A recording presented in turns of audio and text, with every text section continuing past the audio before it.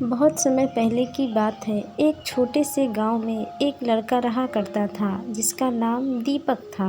दीपक बहुत ही ईमानदार और सच्चा लड़का था। उसके माता पिता ने उसे हमेशा सिखाया था कि सच्चाई और ईमानदारी से बढ़कर कुछ नहीं होता।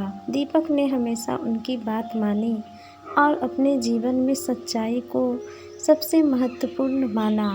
दीपक का गांव बहुत ही खुशहाल था। सभी लोग एक दूसरे की मदद करते थे और गांव में हमेशा हंसी खुशी का माहौल रहता था। लेकिन एक दिन गांव में एक अजीब घटना घटी।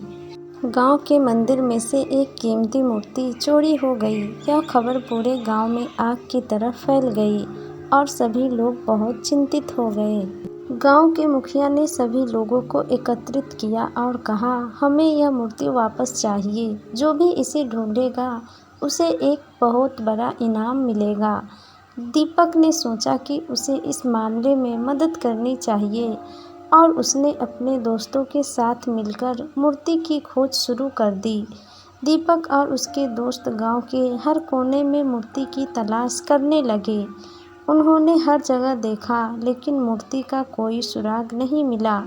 एक दिन दीपक को एक अजीब आदमी दिखाई दिया जो गांव के बाहर एक सुनसान जगह पर कुछ छिपा रहा था। दीपक ने ध्यान से देखा और पाया कि वह आदमी वही चोर था जिसने मंदिर की मूर्ति चुराई थी। दीपक ने बिना किसी डर के उस आदमी का पीछा किया और उसे रंगे हाथों पकड़ लिया। उसने गांव के मुखिया को बुलाया और चोर को उसके हवाले कर दिया। मुखिया और गांव के लोग दीपक की बहादुरी की तारीफ करने लगे और उसे इनाम भी दिया। दीपक की इस बहादुरी की कहानी बहुत ही प्रेरणादायक थी। गांव के लोग उसकी सच्चाई और ईमानदारी की तारीफ करने लगे और उसे अपना आदर्श मानने लगे। दीपक ने अपनी इस सफलता को केवल अपने तक सीमित नहीं रखा। उसने गांव के बच्चों के लिए एक विशेष कार्यक्रम का आयोजन किया जिसमें उसने उन्हें सच्चाई और ईमानदारी के महत्व के बारे में बताया। दीपक ने बच्चों को सिखाया कि सच्चाई और ईमानदारी से ही सफलता प्राप्त की जा सकती है। उसने उन्हें यह भी बताया कि कैसे उसने अपनी सच्चाई और ईमानदारी से चोर को पकड़ने में सफलता प्राप्त की। बच्चों ने दीपक से बहुत कुछ सीखा और वो भी अपने जीवन में इन आदर्शों को अपनाने लगे। दीपक की सच्चाई और ईमानदारी की कहानी धीरे धीरे पूरे राज्य में फैल गई। एक दिन राज्य के राजा ने दीपक को अपने महल में बुलाया। राजा ने दीपक से कहा, तुम्हारी सच्चाई और ईमानदारी की कहानी ने मुझे बहुत प्रभावित किया है। मैं चाहता हूँ तुम मेरे राज्य के लोगों को भी सच्चाई और ईमानदारी का महत्व सिखाओ।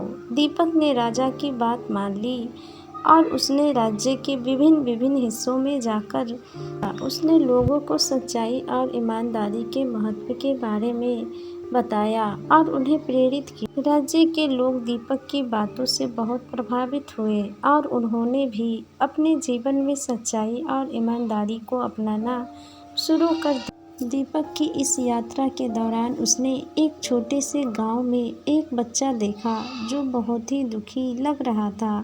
दीपक ने बच्चे से पूछा, क्या हुआ, तुम इतने दुखी क्यों हो?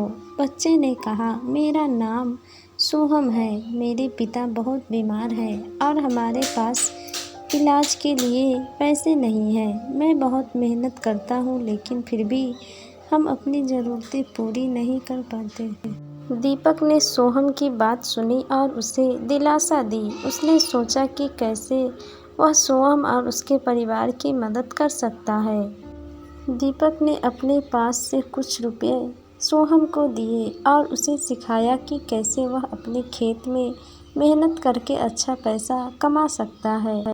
दीपक ने सोहम के साथ मिलकर उसके खेत की देखभाल शुरू की। उन्होंने खेत में नई फसलें उगाई और उन्हें बाजार में बेचा। धीरे धीरे सोहम की आर्थिक स्थिति में सुधार होने लगा और उसके पिता का इलाज भी हो गया। सोहम और उसका परिवार दीपक का धन्यवाद करने लगा और उसकी तारीफ करने लगा। दीपक की सच्चाई और ईमानदारी ने दीपक को एक महान व्यक्ति बना दिया। उसने अपने जीवन में कई चुनौतियों का सामना किया और उन्हें अपनी सच्चाई और ईमानदारी के साथ सफलतापूर्वक पार किया।